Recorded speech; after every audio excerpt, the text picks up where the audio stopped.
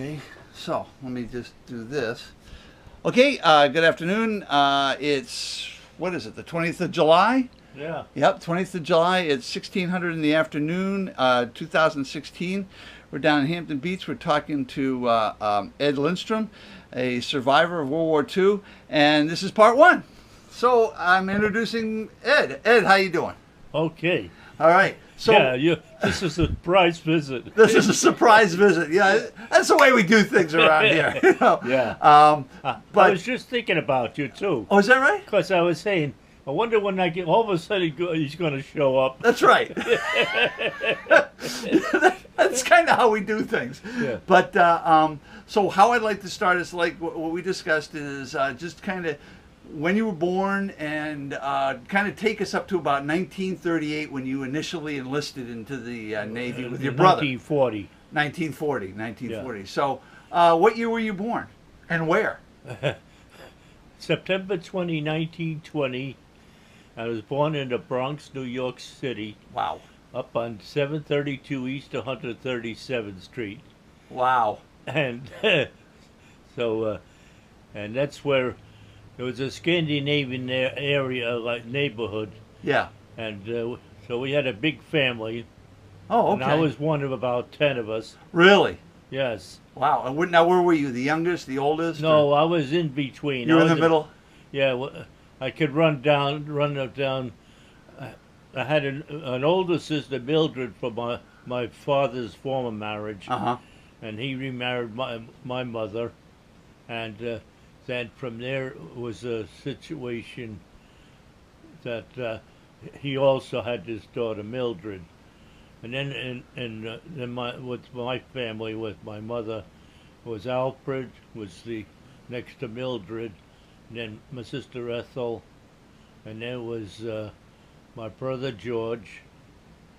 Now your brother George, He was in the Navy with me. he was the one that was in the Navy with Yeah, I you. had a picture I was going to give to you. Oh, okay. Okay.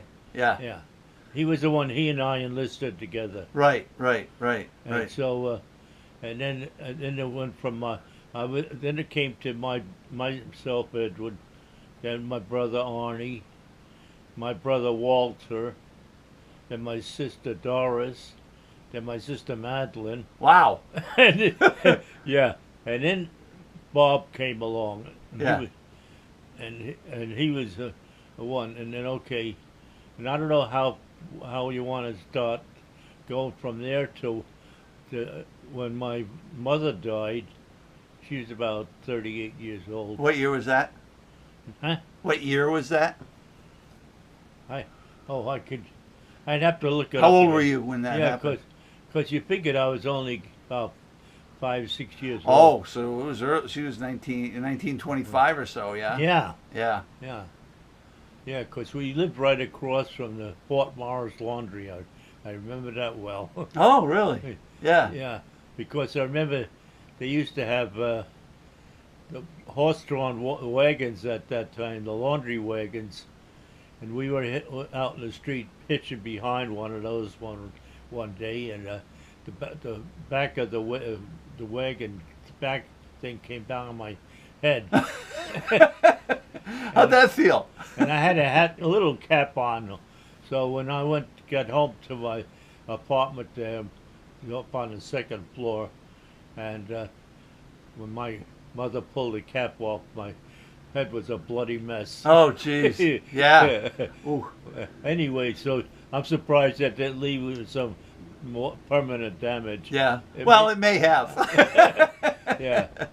And then of course then some of the other interesting things at that stage was the artist that drew Felix the Cat, which you probably never heard of. Oh, yeah, sure. Yeah. Yeah, well, he was one, like my sister Ethel was probably 17 or so at that time, and he used to come over to our place and visit with her, and then he'd draw a lot of cartoons. Oh, really? Yeah, that he'd draw for us as kids. Oh, nice. We enjoyed his visit.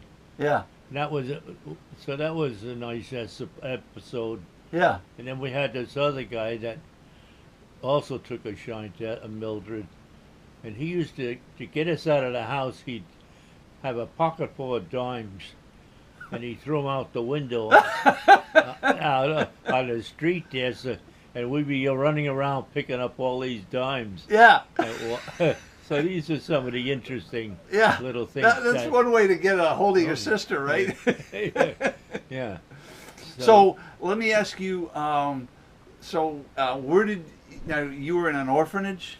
Well, that's where after my mother died, Yeah. and I think I was going on 8 years old at that time, and so I was the oldest of us group. My brother Walter and my brother Arnie Walter and my sister Darcy Madeline. We were all went into the home. Yeah. And my brother Bob was just 1 year old at the time, and the home didn't have any facilities to take care of Infants. infants like him. Yeah. So they had to go further. The Edward Jones. No, I'm trying to think. Yeah, because I'm mixing up with my thing there. The Edward Gould Foundation were the ones through the Presbyterian Church, which my family was involved with, and they were the ones that helped get me into the home. Yeah. And whatnot. And my brother Bob ended up going into the foster home. Yeah. So that's. Now, do you remember, just on offhand, do you remember any part of Prohibition or anything like that? I mean, Oh yeah, and yeah.